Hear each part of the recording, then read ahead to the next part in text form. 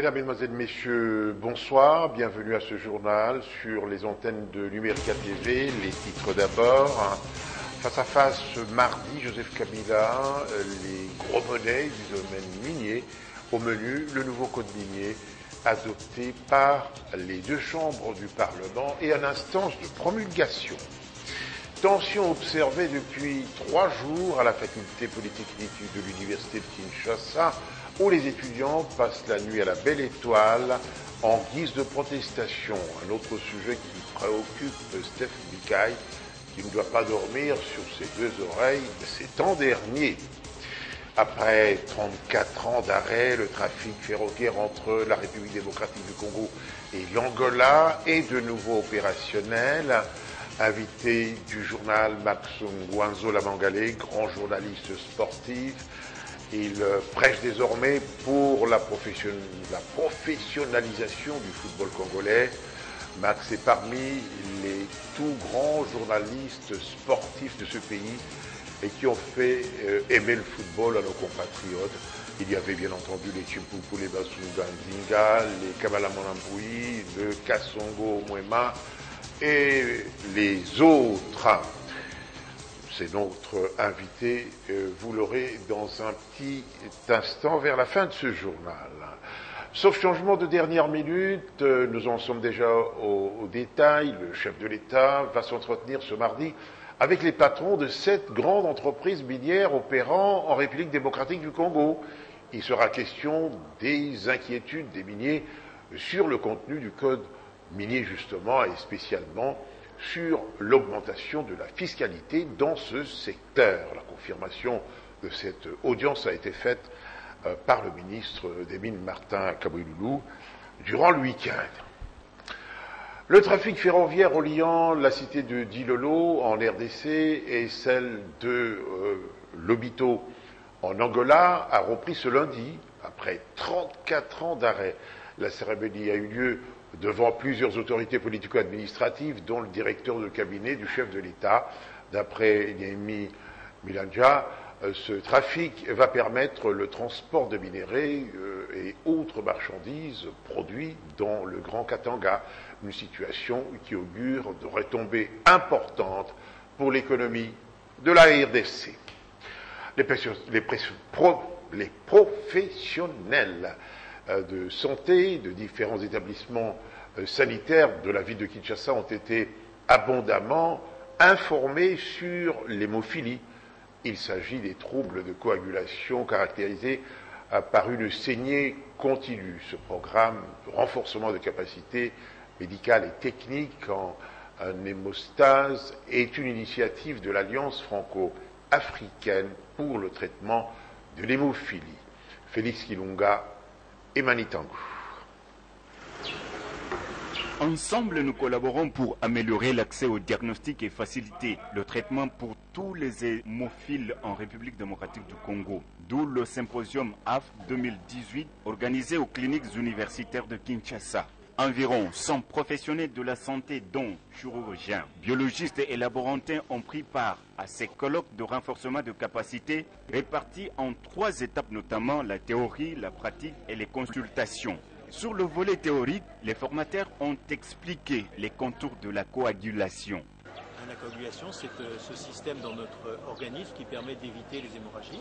Donc on a expliqué la théorie de la coagulation et puis après on a expliqué qu'est-ce que c'était que l'hémophilie, pourquoi on est hémophile et quelles sont les conséquences de l'hémophilie. Il va y avoir en place une équipe qui prend en charge l'hémophilie et puis on va essayer d'obtenir auprès de la Fédération mondiale de l'hémophilie des produits, parce que l'hémophilie se traite avec des facteurs anti-hémophiliques qui sont très coûteux, mais la Fédération mondiale de l'hémophilie peut nous aider à obtenir des produits pour le Congo. La maladie héréditaire transmise par les femmes, mais qui touche les hommes, passe souvent inaperçue au Congo-Kinshasa. Les participants ont approfondi leurs connaissances dans le diagnostic sur l'hémophilie. Nous avons appris à diagnostiquer l'hémophilie. Nous, au moins de notre côté, nous avons fait les diagnostics biologiques, c'est-à-dire on a prélevé le patient et on a fait des analyses pour détecter, déceler au fait la pathologie. Et après cela, il y aura une prise en charge médicale par les cliniciens. L'appel a été lancé au gouvernement afin de s'impliquer dans cette lutte qui vient à peine de commencer au pays. Lutte pour la sensibilisation et lutte dans la recherche des intrants nécessaires pour le traitement des hémophiles. À l'heure où l'éventualité d'un transfert des eaux du fleuve Congo vers le Tchad vient de faire l'objet d'une conférence internationale à Abuja, au Nigeria, une thèse de doctorat vient d'être défendue à la faculté des sciences. Son intitulé « Étude stratégique de la gestion intégrée des eaux du fleuve Congo au moyen du NDSS, NIL, Decision Support System », du chef des travaux Serge Pangou. Reportage. La gestion des eaux transnationales dans le bassin du Congo pose un épineux problème auquel il devient urgent d'y trouver des solutions durables. L'étude présentée constitue une recherche sur la mise en valeur des ressources hydriques et aquatiques du bassin inférieur du fleuve Congo. L'étude du professeur Serge Pangou a en outre produit un scénario comportant l'aspect du transfert des eaux du fleuve Congo vers le lac Tchad. Une opération, affirme-t-il, assortie de la meilleure localisation du point de soutirage ainsi que des précautions techniques et environnementales. Bien entendu, le projet de Inga 3 ainsi que la fourniture de l'eau domestique dans les centres urbains à l'horizon 2030 occupent une place centrale dans la thèse. Et pendant ce temps, je vous le disais dans les titres, la fièvre monte, elle est montée à la faculté polytechnique où les activités sont, nous dit-on, paralysées. Pour la troisième fois, les étudiants ont passé la nuit à la Belle Étoile devant les installations du décanat. En cause, le chevauchement des années académiques où l'année 2016-2017 n'est pas encore arrivée à son terme. D'autre part, la faculté vient d'enregistrer plus de 90% d'échecs. Les étudiants dénonçant par ailleurs une mégestion présumée de la part des autorités académiques, ce qui reste à prouver. Je vous propose de suivre cet étudiant plus précisément. Depuis le vendredi dernier, nous sommes dehors parce que nous avons constaté qu'il y a une mégestion dans les affaires quotidiennes de la faculté polytechnique. Pour preuve, cette année académique 2017-2018 n'a jamais été effective ici à la faculté. On n'a pas encore commencé les cours, alors qu'ailleurs, dans d'autres facultés, c'est déjà la mi-session. Il y a beaucoup d'échecs et on a constaté que les recours des étudiants ont été traités avec beaucoup de légèreté. C'est entre autres les revendications ou les causes de la colère des étudiants. Nous voulons à ce que les autorités prennent des décisions rapidement et peut-être pour leur pousser à prendre ces décisions, nous passons nuit dehors à la Belle Étoile et nous attendons que des bonnes décisions soient prises. Et quand elles seront prises, les cours vont reprendre normalement et nous allons dormir au home pour certains et à la cité pour d'autres. Avec vous, Élisée Mafou, on va rester encore un petit peu à la colline Espérée avec la célébration de la journée mondiale de la vie sauvage. Oui, on a célébré le samedi 3 mars dernier la journée mondiale de la vie sauvage. Elle rappelle notamment le besoin urgent d'intensifier la lutte contre la criminalité liée aux espèces sauvages et la réduction du nombre d'espèces qui ont un impact important en termes économiques, environnementaux et sociaux.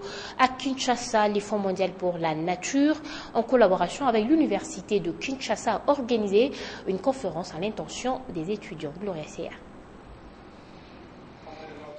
Éveiller la conscience de l'opinion publique, en l'occurrence les jeunes étudiants, sur la conservation des espèces sauvages menacées de disparition, notamment le grand félin du monde. Tel a été l'objectif principal de la conférence organisée à l'occasion de la célébration de la Journée mondiale de la vie sauvage 2018 à l'Université de Kinshasa. Selon les organisateurs, l'effectif de grands félins ne fait que baisser en République démocratique du Congo, d'où l'urgence de la protection de ces espèces. Si nous ne faisons pas beaucoup d'attention, on risque de connaître l'extinction totale de grands félins d'ici quelques années. Chaque personne, avec la petite parcelle de pouvoir, qu'ils puissent les mettre au service de l'humanité pour notamment préserver les grands félins qui sont encore très nécessaires dans la préservation des équilibres écosystémiques. L'organisation de cette conférence a été saluée par le vice-doyen chargé de la recherche de la faculté de sciences agronomiques de l'université de Kinshasa. Il appartient à l'ensemble des acteurs, bien sûr le pouvoir public en tête, de prendre les dispositions nécessaires pour décourager les braconniers qui viennent et détruire la biodiversité dans les espaces protégés en République démocratique du Congo. Par cette célébration qui est l'une des manifestations annuelles majeures consacrée à la vie sauvage et donc dédiée à ce grand fauve qui recevront toute l'attention qu'ils méritent aux fins de garantir qu'ils seront encore présents pour les générations à venir. Un mot de religion, une conférence sur l'eschatologie a été organisée à l'église L'Ombre du Salut. Thème retenu, la condamnation de Satan et sa femme. L'objectif était d'informer les fidèles de l'église sur la vision reçue par le pasteur Jean Kyungu Mwepu relative à l'étude des idées se rapportant à la destinée de l'homme après la fin du monde. Jenny Kilele, Jarestumak. C'est un auditoire réceptif au message du pasteur Kyungu Mwepu Jean du Katanga en séjour missionnaire à Kinshasa. L'officiant n'a qu'une seule mission, celle de restaurer l'image de Dieu sur la terre en s'appuyant sur 4 piliers, à savoir chercher les gens, le fortifier dans une communion fraternelle, les former et les envoyer comme messagers dans les nations. Question d'accomplir la mission du Christ, de faire des nations ses disciples. C'est une conférence qui parle sur la condamnation de Satan et sa femme. Nous avons un but, celle de révolter aux chrétiens. Révolter aux chrétiens, pourquoi? Parce que beaucoup de chrétiens, ils ont la peur. À travers certains messages qui étaient passés ici dans le XXIe siècle. Ce sont des bons messages qui nous ont connectés à Dieu, qui nous ont donné l'envie d'aimer Dieu et de prier Dieu. Mais à la fin, quelque part, il y avait des failles. Voilà la condamnation de Satan et sa fin, c'est ça l'objectif. Ce conférencier international a démarré son ministère depuis 1996. Il s'est implanté dans plusieurs pays africains et dans les Katanga jusqu'à ces jours. Il invite le peuple de Dieu à marcher dans l'intégrité. Dans chaque siècle, Dieu envoie une personne pour provisionner d'autres personnes. Voilà pourquoi je suis là. Ce qui est dans moi, ce n'est pas moi qui peux convaincre les gens, plutôt le message. Son message à la fois original qui fustige certains comportements des serviteurs de Dieu, ayant non seulement le souci de ramener les hommes à Dieu, mais dans le but est de mettre l'accent sur le matériel. En sport, le Desampe fera son entrée à la Coupe de la CAF ce mardi au stade des Martyrs contre le club équato-guinéen de Deportivo dans le cadre du match aller de 16e de finale hier dimanche. Les teams verts et blancs de la capitale et ses sympathisants étaient au rendez-vous du 82e anniversaire du club. L'occasion pour le président de cette équipe d'annoncer l'acquisition du terrain Allemagne dans la commune de Bandalungwa. Reportage.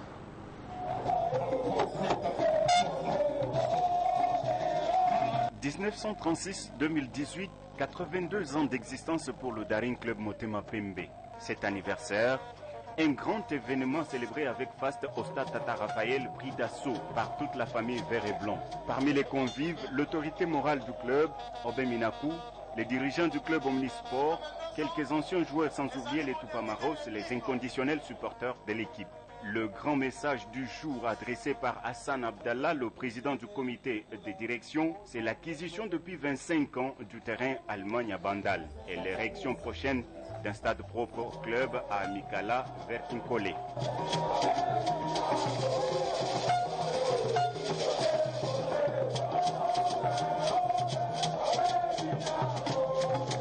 Oyebike équipe a un terrain à Bandal depuis 25 ans. Comme il y a un terrain, terrain Allemagne. Est-ce que vous avez terrain Allemagne? Nazou ici pour la équipe. Bientôt, Tokosala, la permanence qu'on a joué, la terrain y a entraînement. Un terrain, Mounene, le coup là, Oyo mais modernisé. Avant qu'on a géré le stade de Ligue Motema Pembe. Alors, je remercie le président de la section football pour la motion de la section naïe. Na coach, staff technique, na ba joueur, aux autres ba équipe ya makasi, aux ba soutien belé, a quand même abiso loin.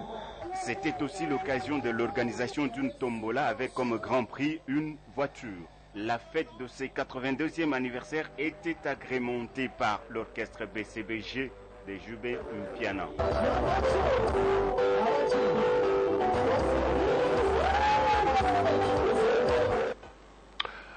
Au-delà de nos frontières, la police scientifique travaillait toujours ce lundi sur les lieux des attentats de Ouagadougou, où 2 présidents ouest-africains sont allés témoigner de leur sympathie, solidarité au Burkinabé, toujours sous le choc de ces attaques sans précédent. Il s'agit du président du Niger, Mamadou Issoufou, et du Togolais, Faure Gnassingbe.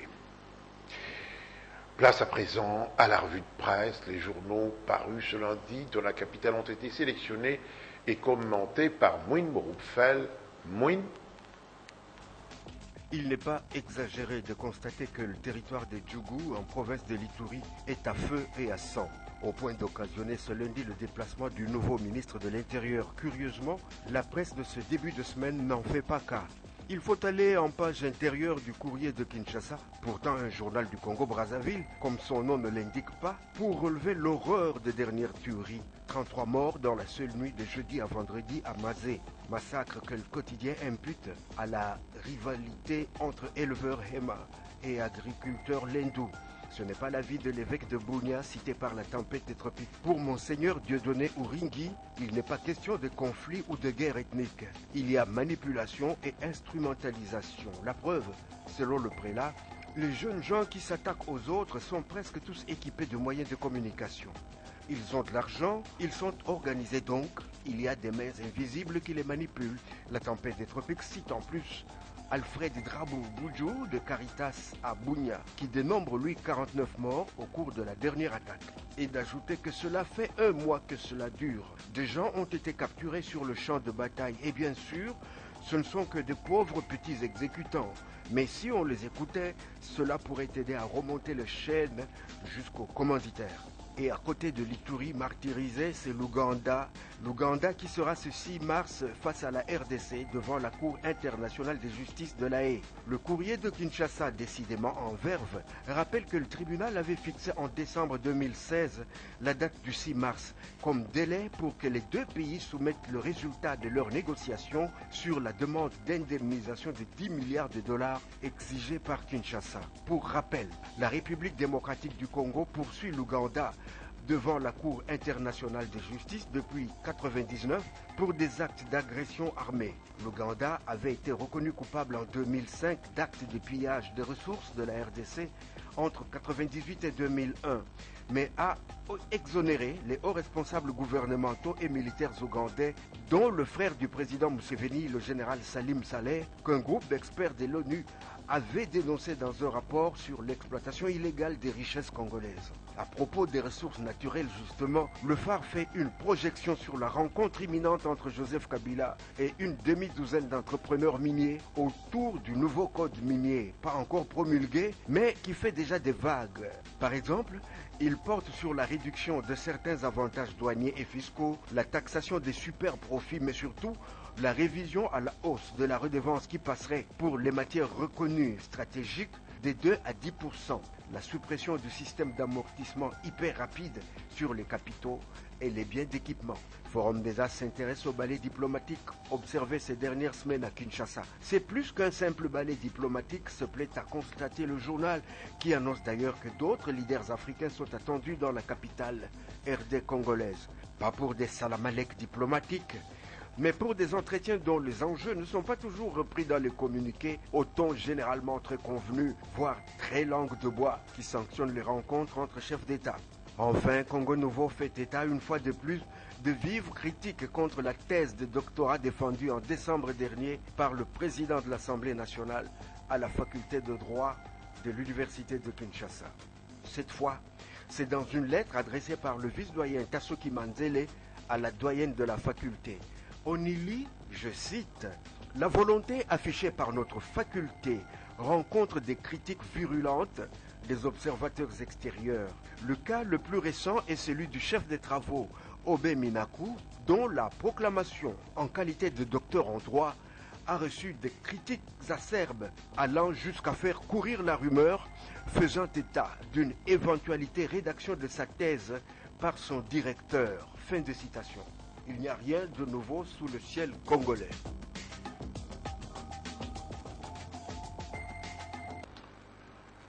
Comme je vous l'ai dit en ouverture de ce journal, notre invité aujourd'hui, Max Ngwanzo. Max Ngwanzo, bonsoir. Bonsoir et merci de m'avoir invité.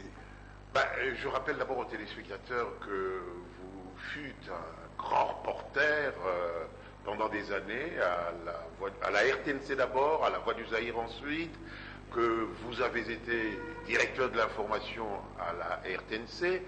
En parlant de sport, vous avez couvert l'unique participation de Léopard à la Coupe du Monde en 1974 et que votre style, c'est un style un peu, comment je veux dire, même pas trop froid, contrairement au style de Basunga qui était très très engagé. Vous, très froid à la Coupe du Monde, non, septième but, oui, le septième but vient d'entrer, alors que on aurait espéré que vous fûtes un peu trop triste. Enfin, c'est un exemple à suivre plutôt que d'être trop engagé. Mais pourquoi ça, d'ailleurs? C'est dans votre caractère? C'est délicat le sport, hein. C'est très délicat. En principe, si on connaît très bien le sport et très bien les journalistes, on peut, rien qu'à le suivre dans son commentaire, savoir s'il est pour tel ou tel autre club. Parce que si le joueur connaît mal le ballon et qu'en arrière lui a arraché le ballon, vous avez du mal à dire qu'on lui a arraché le ballon, vous allez dire il a perdu le ballon. On lui prend pas le ballon, mais lui c'est lui qui a perdu. Et puis, il faut se situer, parce que c'est délicat, ceux qui vous suivent ne sont pas nécessairement dans votre camp, il faut essayer d'être équilibré. Pour tout le monde. Ouais. Ouais. Mais comme vous avez cité l'exemple de Paul, lui, soit il perdait avec le club, soit alors... il gagnait avec lui. Oui. Donc il peut abandonner le club quand le club perd et dit il est mauvais, voilà, je l'avais dit, etc., etc. Ça ne sert à rien de se colorer comme ça. Je crois qu'il faut être assez équilibré. Parce qu'on a tous des sentiments, hein, c'est pas facile. Et cacher ses sentiments, ce n'est pas facile. C'est pas cacher. Et les dissimuler. Oui. Et depuis toujours, en tout cas, depuis que moi je vous connais, vous parlez souvent, comment je dis, du professionnalisme, de la professionnalisation du football. Oui. Et vous êtes un amoureux du football. Professionnaliser le football, est-ce que c'est possible dans des pays africains, dans les pays comme les nôtres? Ah ben, comme vous venez de le dire, effectivement, ça fait longtemps que je vous parle du football professionnel. L'idée m'est venue en 72. En 72, j'ai entendu un ancien joueur camerounais professionnel en France, Njolea. C'est lui qui voulait professionnaliser le football africain. Mais il a été combattu par la CAF et à l'époque même le CCSA, le Conseil supérieur du sport en Afrique. Parce que lui, il voulait professionnaliser les équipes nationales. Et depuis, moi, j'en ai fait mon problème. J'ai pris mon temps pour voir comment, en fait, on devait un jour arriver à cette professionnalisation. J'ai tellement pensé que je me suis documenté, j'ai rencontré les gens, j'en ai discuté, puis après, c'est devenu mon affaire. Votre dada. Alors, est-il possible? Et puis en parenthèse, vous vous dites que je suis un amoureux du football. Non, du sport. Du sport en général et du football en particulier, parce que j'ai habité le stade Tata Raphaël pendant 6 ans de mes études au niveau de l'éducation physique. J'étais résident du stade. Combien de matchs vous imaginez j'ai suivi dans ma vie? Ah oui, c'est normal. Il y a de quoi. Alors, oui. Dans un pays africain comme le nôtre, oui, est-il possible vraiment, très sérieusement, de professionnaliser le football ou le sport, les sports? Mais raison de plus, vous n'avez pas d'argent. Or, le sport coûte très cher. C'est plus facile de le professionnaliser pour avoir de l'argent que de continuer à jouer en amateur. Et là, il faut toujours avoir des gens qui veulent bien dépenser de l'argent pour vous. Ça, c'est pas facile. Par contre, quand le football est professionnel, il produit de l'argent et puis c'est plus facile pour vous. On commence par quoi? Quand vous décidez de professionnaliser le football, parce que le football professionnel est devenu quand même un peu scientifique et son management s'est même enseigné à l'université, l'idéal serait de vous adresser à un marketeur sportif, celui qui maîtrise le marketing sportif, ou à une agence de marketing sportif ou de conseil en gestion de sport professionnel. C'est l'idéal. Donc, mais vous y avez déjà réfléchi. Alors, la question... Non, oui, mais parce que moi, je voudrais monter une agence de sport, parce que dans notre pays, pendant longtemps, on a eu du mal à légiférer sur le sport, parce que à l'époque, dans notre constitution, le mot sport n'existait pas. Et la dernière constitution, on a mis le mot sport. Alors, depuis 2011, on a la première loi sur l'organisation du sport dans notre pays. Et dans la loi, là, il est prévu que nous puissions déjà pratiquer du sport professionnel. Et alors, puisque nous parlons football, je constate que depuis l'époque de Kibasa Maliba, où il parlait de championnat direct, etc., ça fait plus de 25 ans que ça existe. Et puis, je suis la fédération. Elle veut aussi arriver à ce football professionnel. Évidemment, elle prend une mauvaise route. C'est pour ça que ça traîne. La bonne route serait laquelle, justement?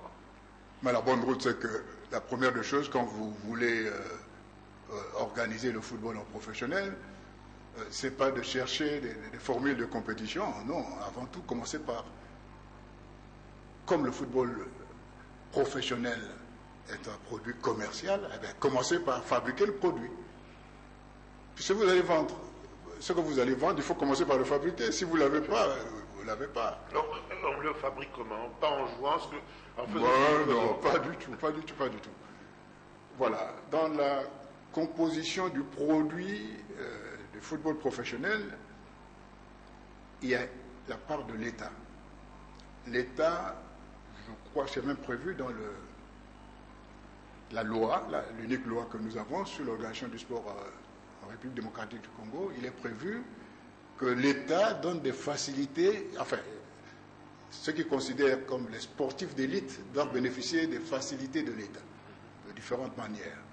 Et comme le football professionnel est un sport d'élite, eh bien, il va falloir que l'État accorde ces facilités-là au sport d'élite. Et comme ce sont les clubs qui vont jouer ce football-là, et les clubs ont indirectement une mission d'intérêt public. Il faut donc, les entreprises qui vont se créer pour gérer le football doivent bénéficier de certaines faveurs de l'État. C'est une facilité financière, fiscale, disons. Parce que le fisc pèse beaucoup sur les entreprises qui gèrent le sport. Et dans différents pays, vous sentez même la différence. En France, par exemple, c'est trop taxé, les clubs sont pauvres. Et les meilleurs joueurs ne viennent pas en France. Au contraire, les meilleurs joueurs français sont pris par des pays qui ont des fiscalités plus équilibrées. En Angleterre, par exemple, c'est 45%, alors qu'en France, c'est 75% que l'État prélève. Et en Allemagne, encore moins, et moins encore en Espagne et en Italie. Vous voyez ça. Donc, il faut que l'État décide de quel genre de possibilités qu'il met dans le paquet du produit sport, football qu'on veut. Ça, c'est la part de l'État. Oui, mais il ne s'arrête pas là. Il ne s'arrête pas là. Il y a la fiscalité, il y a le fait que autour du football vont se greffer plusieurs parties prenantes et beaucoup de gens vont mettre de l'argent. Il faut que l'État fasse une loi pour que tout le monde soit rassuré que son argent est placé dans un bon endroit. Donc il faut une loi pour l'État. Et puis le gros de l'argent du sport professionnel vient du consommateur. Et le consommateur, c'est celui qui vous appelez supporter. Ah ben, il faut rassurer le supporter. Donc il faut que l'État donne un statut aux supporters pour que les clubs soient obligés de les traiter en roi, comme clients. Donc si l'État fixe les facilités financières, si l'État fait une loi pour rassurer tout le monde et si l'État donne un statut aux supporters, eh bien, il aurait rempli sa part dans la réinvention du produit football. Et la seconde part viendrait d'où? Attention, quand tu utilises le mot second, tu es bloqué pour prendre le troisième. La deuxième part, vient de la fédération. La fédération doit rappeler aux candidats qui veulent devenir professionnels, aux candidats clubs qui veulent devenir professionnels, les exigences FIFA. Qu'est-ce qu'un club professionnel pour la FIFA? Les règles sont définies, les éléments à faire sont connus. Donc la fédération n'aura qu'à rappeler aux clubs les exigences de la FIFA. Oui. Mais il faut que la fédération, en plus, ajoute ses propres critères. Parlons d'abord de la FIFA. Est-ce que ces exigences de la FIFA sont faciles à... Oui. Très bien. Non, c'est se conformer dans les problèmes... Non, c'est vraiment théorique. Mais seulement, il faut se conformer. D'accord. Oui. Par exemple, pour que les joueurs soient professionnels, ils doivent disposer d'une licence, etc. C'est protocolaire. Que nous faisons déjà. Oui. Alors, donc, il y a ces exigences de FIFA-là, et puis il faut le profil de qualification de la fédération. Maintenant, il va dire, si vous voulez jouer être dans ma ligue, il faut ça. Il y a des critères juridiques, il y a des critères sportifs, il y a des critères économiques. Enfin, pour donner plus de forme et plus de réussite aux produits qu'on veut fabriquer. Ça, c'est la part de la fédération. En principe, si la fédération donne tous ces critères, après avoir rappelé les exigences FIFA, la fédération n'a pas à désigner les clubs pour devenir professionnels. En ce moment, dès que les critères sont connus, il va demander aux clubs qui veulent se conformer à ces critères de poser leur candidature pour être retenus. Donc il fait un appel d'offres, puisque ce sont des entreprises, il fait un appel d'offres qui veulent devenir professionnels. Ils n'ont qu'à poser leur candidature et moi je vais examiner s'ils se conforment à ce qui est exigé, ils sont retenus. Je subodore que derrière tout ça, il y a de l'argent. L'argent, c'est dans le club maintenant. Voilà. C'est pour constituer le club, pour répondre à tous ces critères-là. Eh bien, il faut nécessairement mettre un capital. Il faut mettre un capital, ça peut être un individu qui met de l'argent, ça peut être un groupe de gens qui mettent de l'argent, ça peut être plusieurs groupes de gens qui mettent de l'argent. Et je prends l'exemple de l'Allemagne, parce que pour l'Allemagne, comme ils ne veulent pas que leur club soit acheté par des étrangers, ils exigent que 51% du capital vienne des supporters. Donc, un peu une capitalisation du grand public, un peu populaire. Oui. Et les 49 pour des groupes de gens qui peuvent mettre leur argent. Et ceux qui mettent leur argent, vous connaissez les Congolais. Le Congolais, quand il met de l'argent quelque part, il voudrait gagner tout de suite. Or, avec le football, il faudra quand même attendre un peu, non? Vous pensez vraiment que ça peut... Ça dépend de ce que vous appelez gagner tout de suite, parce que quand ils montent leurs entreprises, ils attendent quand même à la fin de l'année pour clôturer, voir ce qu'ils ont gagné. Non, quand ils investissent, une fois que l'entreprise est mise en place, n'est-ce pas?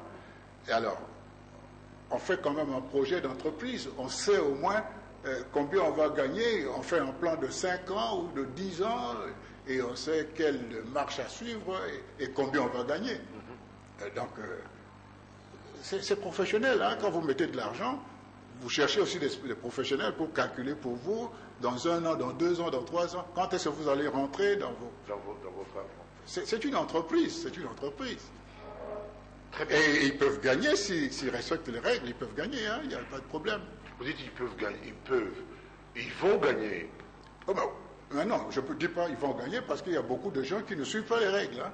Ils mettent de l'argent et puis ils font n'importe quoi et ils ne gagnent pas. Mais s'ils suivent les règles, ils leur gagnent tout ça. Une gestion professionnelle. Hein, pas prendre le cuisinier comme trésorier, pas prendre le directeur financier parce que c'est un cousin. Non, il faut prendre des professionnels à chaque poste. Pour que je comprenne, moi qui ne suis pas spécialiste en sport, à ce moment-là, puisqu'il y aura de l'argent, on pourra recruter les joueurs qu'on voudra, par exemple à Brazzaville, au Tchad. Ce sera comme ça?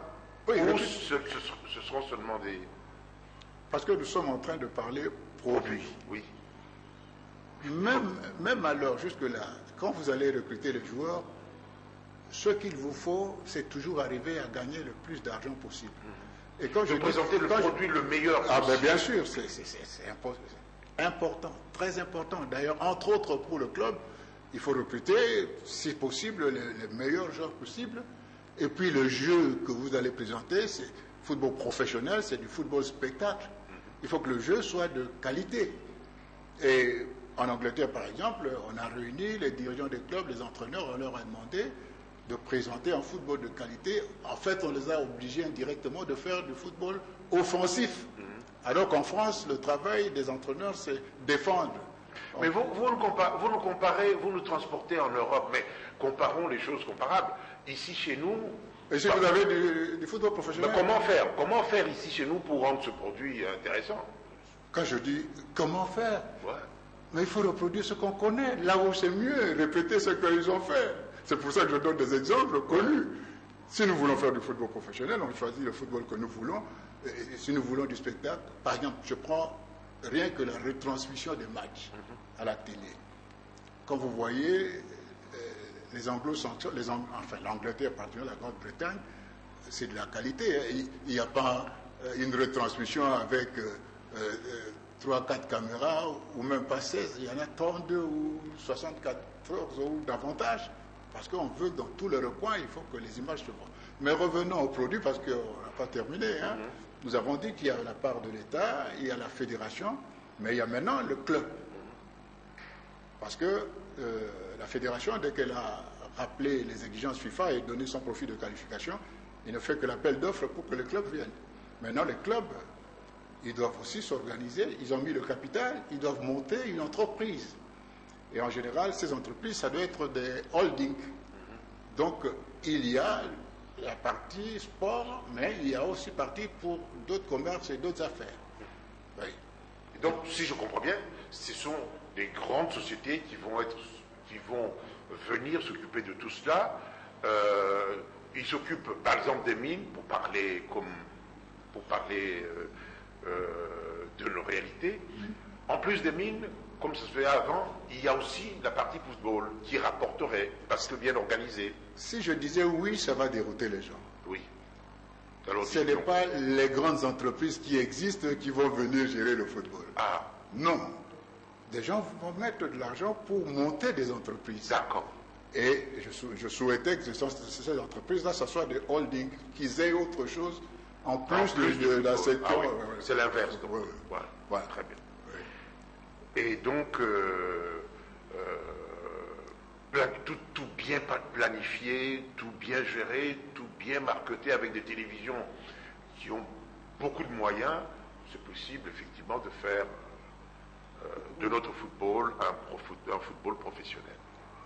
En fait, l'idée du club professionnel, c'est de faire du beau jeu, d'entraîner le plus de gens possible, de disposer de supporters ayant des moyens et de les gérer professionnellement pour qu'ils puissent vivre autour du club.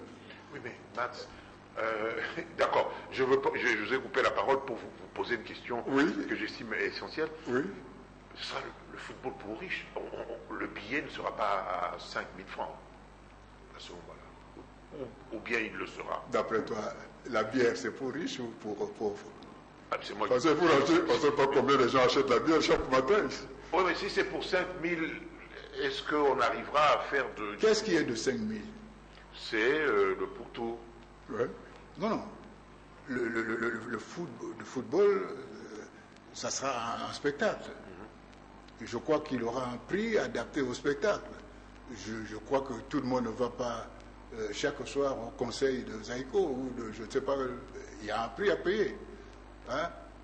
Chaque jour, tout le monde ne va pas au cinéma, par exemple. Tout ça, il y a un prix à payer.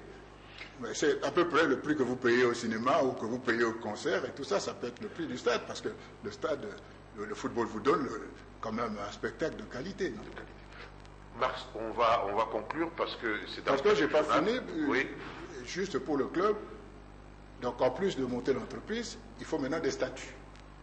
Des statuts qui soient transparents et crédibles auprès des bailleurs de fonds, qui les rassurent, qu'elles soient internationaux ou nationaux, pour qu'ils soient intéressés à mettre de l'argent là-dedans, pour que ça puisse attirer les sponsors, pour qu'ils mettent de l'argent là-dedans, ça puisse attirer des partenaires ou des alliés. Mais il faut aussi des stades, Max.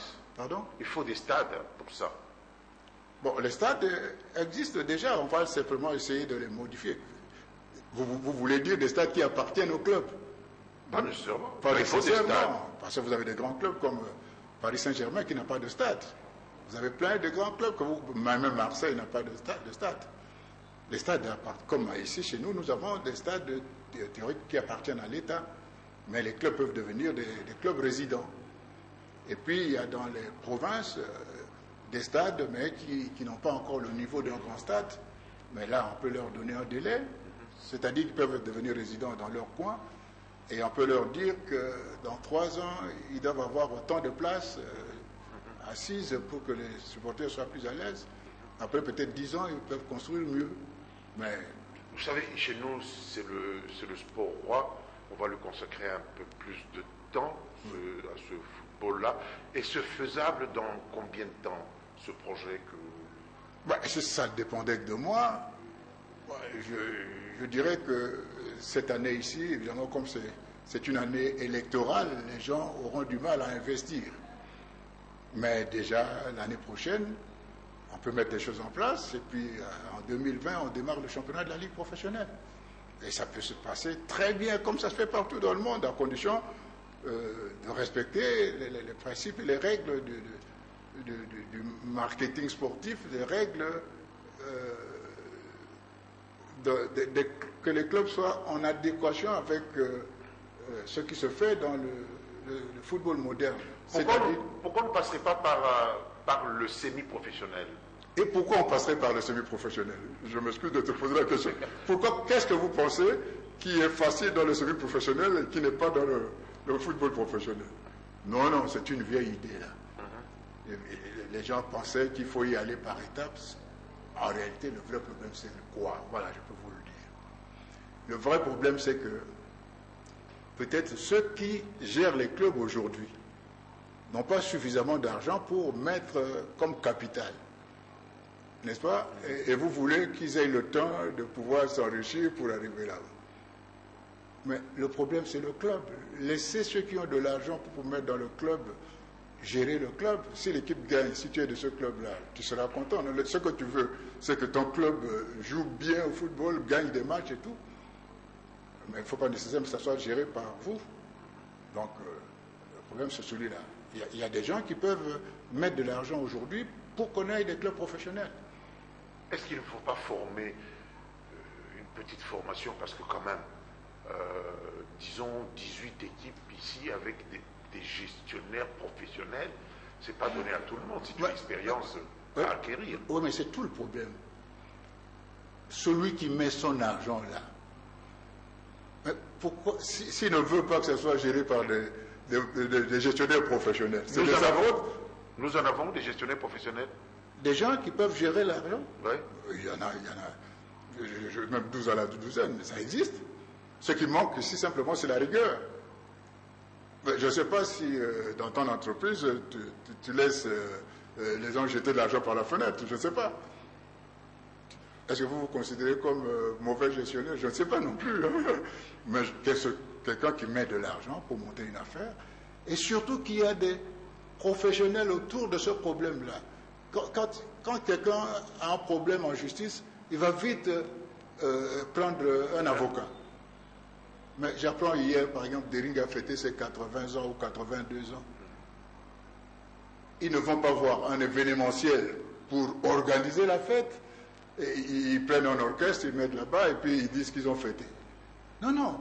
Prenez des professionnels à chaque étape, à chaque compartiment. Et ça réussit à tout prix. On va conclure. Je vais vous poser la dernière question. Vous me demandez si je suis un bon professionnel. Mais moi, je suis de la profession. Vous parlez football professionnel. Oui. Oui. Est-ce qu'il y a beaucoup de gens qui sont au fait de cette affaire de football professionnel ici en République démocratique du Congo? Réponse courte, s'il vous plaît. La réponse la plus courte, je dis, quand les gens ont décidé de venir mettre des trucs pour les téléphones ici, est-ce qu'ils ont demandé aux gens qui sont au courant de ça? C'est ceux qui investissent qui doivent maîtriser cela. Et en principe, les agences, quand je vous parle des agences, c'est fait pour éduquer le marché, pour contacter ceux-là, leur expliquer comment ils peuvent investir, comment ils peuvent gagner, comment ils peuvent gérer. En fait, l'agence, son métier, c'est de simplifier la gestion et la pratique du football professionnel. Donc, il suffit de s'adresser aux professionnels, il va vous accompagner pour tous les problèmes que vous avez. Le club marchera sur les rails. D'accord. Problème de statut et tout ça. Tout. Projet d'entreprise, que ce soit pour la fédération, pour arrêter les critères, que ce soit pour l'État, pour faire la loi. Tout ça, il n'a qu'à s'adresser à un professionnel et il y a des résultats. C'est un premier avant-goût que vous donnez aux téléspectateurs. Oui. Je vous réinviterai parce que c'est important. Le sport occupe beaucoup de gens. Si nous pouvons offrir à nos populations des spectacles plaisants, ce serait extraordinaire, puisque quand on voit les clubs étrangers jouer, on voit les gens agglutinés autour de télévision, mais si c'était les nôtres, ce serait encore mieux. Merci d'être venu. Je vous promets de vous réinviter très rapidement. Attendons la réaction de ceux qui nous ont suivis. Merci beaucoup, Max Guanzo. Merci. Ça va vous remercier. Guanzo Lamangali. Merci. Qui va en toi. Voilà. Merci et à bientôt.